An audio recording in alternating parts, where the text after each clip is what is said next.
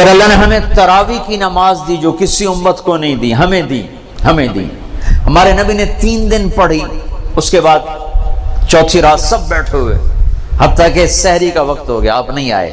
پھر فرمایا صبح میں دیکھ رہا تھا تمہارا شوق و ذوق، لیکن میں اس ڈر سے نہیں آیا کہیں تم پہ واجب نہ ہو جائے۔ میں قربان جو اپنے نبی کی محبت اور رحمت پر کہ میں چوتھے دن اس لیے نہیں آیا کہ تم پہ واجب نہ ہو جائے۔ اب آپ نے وہ کتنی پڑھی، اس کی تعداد کسی صحیح حدیث سے معلوم نہیں، ایک ضعیف حدیث میں آتا ہے 20 تراویح پڑھی آپ، لیکن حضرت عمر کا عمل اس تعداد کو متعین کرتا ہے۔ صدیقی دور میں تراویح لوگ پڑھتے تھے، ایک حافظ کے پیچھے 10، ایک کے پیچھے 20، ایک کے پیچھے 50، الگ الگ۔ عمر رضی اللہ تعالیٰ عنہ نے سب کو جمع کیا، ابی بن کعب کو امام بنایا اور 20 تراویح کو جاری فرمایا۔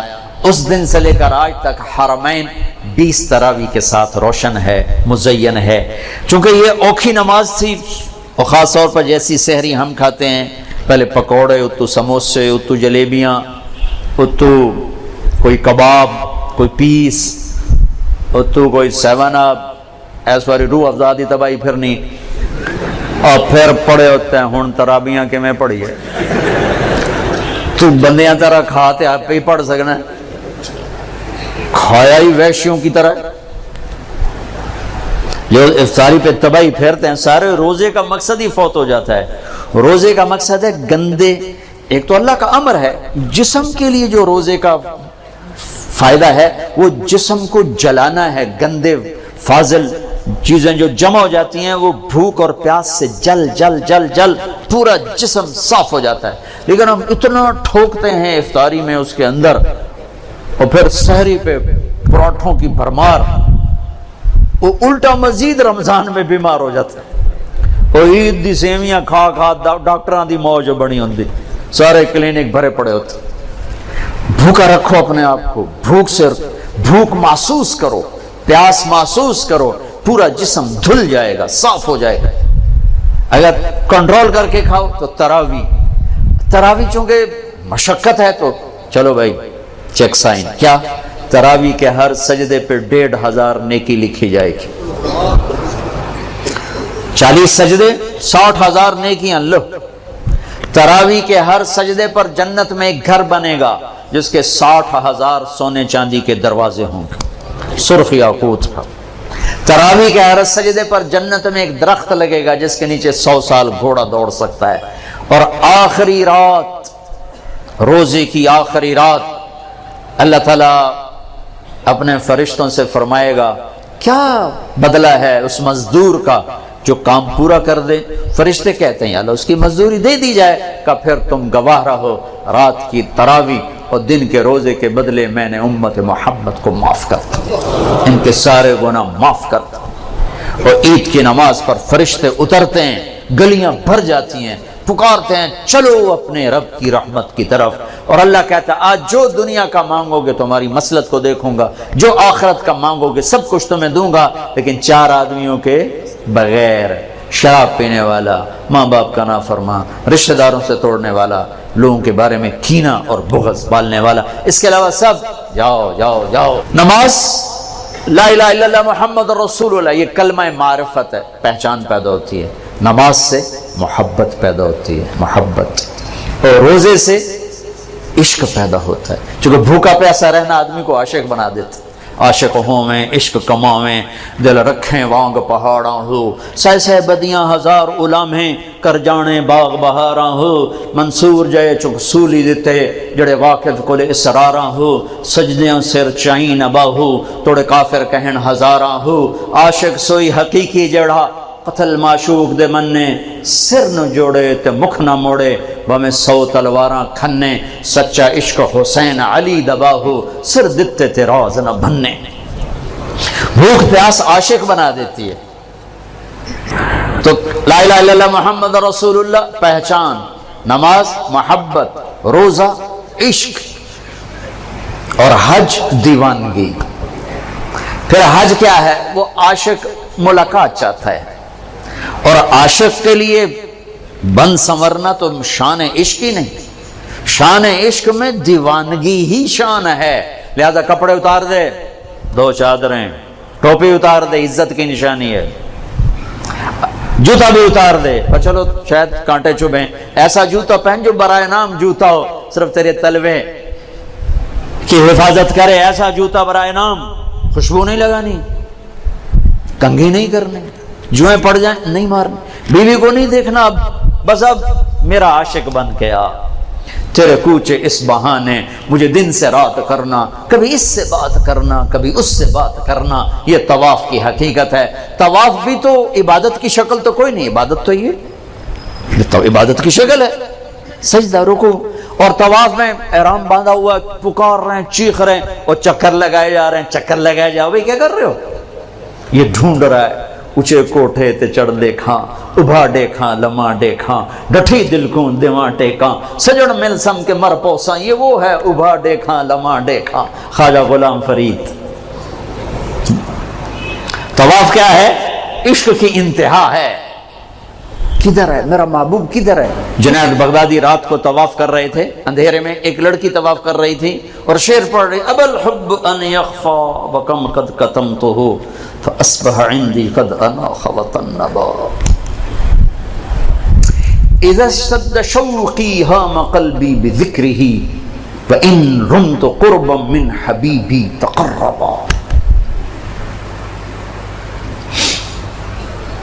میں نے محبت کو بہت جھٹکا، بڑا دامن بچایا، بڑی جان چھڑائی، پر محبت نے ڈیرے ڈال دیے، خیمے گاڑ دیے، تنابیں کس دیں، مجھے بے بس کر دیا، میں اس کے عشق میں مر گئی، میں اس کے عشق میں جیتی ہوں مرتی ہوں، نظر آتا ہے تو جی اٹھتی ہوں، نہیں نظر آتا تو مر جاتی ہوں۔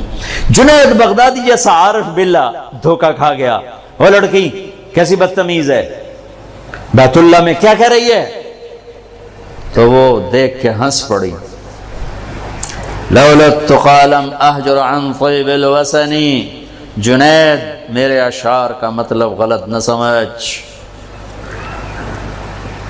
جس کے عشق میں تو آیا ہے اسی کے عشق میں یہاں آئی ہوں۔ پھر کہنے لگی یہ تو بتا تو کس کا طواف کر رہا ہے؟ جنید کہنے لگے بیت اللہ کا، تو زور سے ہنس پڑی، یوں آسمان کی طرف نگاہ دوڑائی کہ میرے مولا یہ تیرے کیسے دیوانے بندے ہیں جو تجھے چھوڑ کر پتھروں کا طواف کرتے ہیں۔ جنید بغدادی غش کھا کے گر گئے، ہوش آیا تو لڑکی جا چکی تھی۔ ای الحاج افضل الشیخ الطفل، یا رسول اللہ سب سے بہترین حاجی کون ہے؟ کمیلا کچیلا جوئیں پڑی ہوئی، جو سب سے زیادہ دیوانہ نظر آئے وہی سب سے بڑا حاجی ہے۔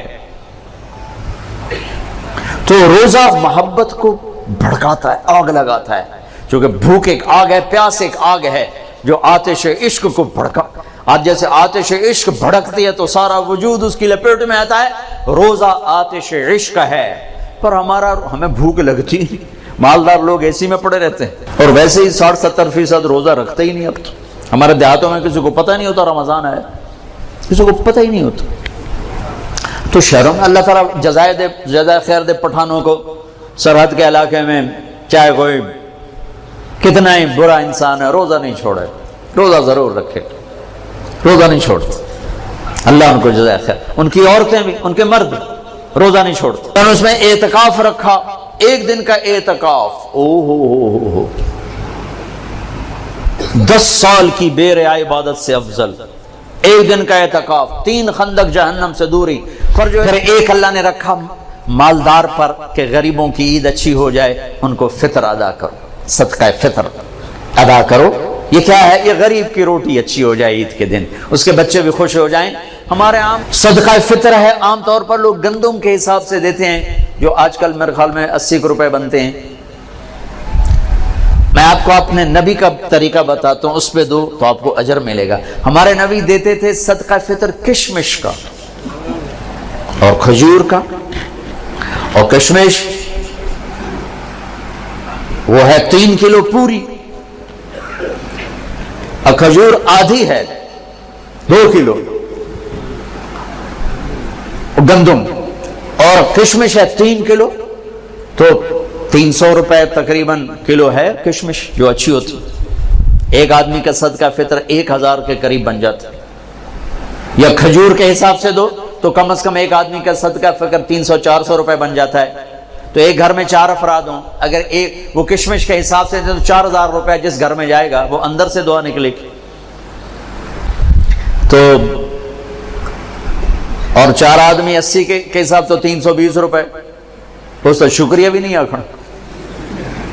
آج ہم راستے میں تھے تو وہ ایک فقیر آ گیا چھوٹے سے قد کا، تو میں نے بیٹے سے کہا کہ تیرے پاس کوئی 500 روپے ہے؟ کہنے لگا نہیں، نکالا 100 روپے۔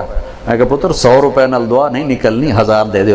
میں نے تو کو 1000 دیا تو اس نے یوں ہاتھ کھڑے کیے، میں کہا ویکھیے یہ 1000 دا لگ گیا دھکا، یہ ہاتھ 1000 تو بغیر اتنے نہ جا سکتے۔ تو اصل تو دعا ملے اندر سے، دعائیں کروائی نہیں جاتی، دعائیں لی جاتی ہیں۔ حضرت ابھی دعا کرو، حضرت ابھی ہاتھ اٹھاؤ، ہمیں حضرت دا دل ہوئے نہ ہوئے ہونے ہاتھ اچھا ہوں تو او دی نہیں سنی ہم نے تیری کی تو سنی، کیونکہ دعا تو اندر کی کیفیت کا نام ہے، الفاظ کا نام دعا نہیں ہے۔ دعا تو فریاد کو کہتے ہیں، فریاد فریاد فریاد کرنا سیکھ لو تمہاری سب سنے گا۔ تو صدقہ فطر دو کشمش کے حساب سے تو غریب کی دعا لگے گی۔ نہیں دل کرتا چلو گندم کے ساتھ کھجور کے حساب سے دے دو، زیادہ ہی دل گھبراتا ہے پیسہ دینے میں، چلو کھجور کے گندم کے حساب سے تو دو، گندم کے حساب سے تو دو۔ اور یہ اللہ کے راستے میں جا رہے ہیں، دیکھو ساری آسمانی کتابیں رمضان میں اتری، یکم رمضان کو ابراہیم علیہ السلام پہ صحیفے اترے، 2 رمضان کو عیسیٰ علیہ السلام پر، موسیٰ علیہ السلام پر تورات اتری، 6 رمضان کو داؤد علیہ السلام پر زبور اتری، 12 رمضان کو یا 18 کو عیسیٰ علیہ السلام پر انجیل اتری، اور 21 رمضان کو ایک روایت کے مطابق اللہ کے نبی پر قرآن اترا۔ سارا آسمانی علم رمضان میں آیا ہے، رمضان میں، اور رمضان سے وحی کا سلسلہ شروع ہوا، اب دعوت کا سلسلہ شروع ہوا۔ تو آپ اللہ کے راستے میں جا رہے ہو، آپ کا رمضان گھر میں ساری رات نفل پڑھنے والے، سارا دن مصلی پہ بیٹھنے والوں سے بھی آپ کا رمضان قیمتی گزرے گا، کہ آپ کے سونے پر بھی وہ اجر ہے جو گھر میں نفل پڑھنے والے کو بھی نہیں مل سکتا۔ امت کو دعوت کا کام ملا تو اس کے اعمال کی طاقت بڑھا دی گئی، اس کے اعمال کا اجر بڑھا دیا گیا، معاف کرتا ہے۔ اور اللہ کہنا اللہم بارک لنا فی رجب و شعبان، یا اللہ ہمارے رجب اور شعبان میں برکت عطا فرما، وبلغنا الی رمضان، اور رمضان ہمیں نصیب فرما۔ یہ اللہ کا نبی دعائیں مانگنا شروع فرمایا دیا کرتے تھے۔ اپنی زندگی سے 3 کام نکال دو، ایک ظلم، ایک جھوٹ، ایک دھوکہ، 3 کام نکال دو۔ ظلم نکال دو، جھوٹ نکال دو، دھوکہ نکال دو، 3 چیزیں داخل کر دو، انصاف کو ڈال لو، سچائی کو ڈال لو، دیانتداری کو ڈال لو۔ دنیا اور آخرت کی عزتوں کا ذمہ دار ہے اللہ کا حبیب۔ فرائض کی پابندی کرو، کبیرہ گناہوں سے بچو، ہو جائے توبہ کرو، ماں باپ زندہ ہیں راضی کرو، بیوی کے ساتھ حسن سلوک کرو، بچوں کو حلال کھلاؤ، حرام نہ کھلاؤ،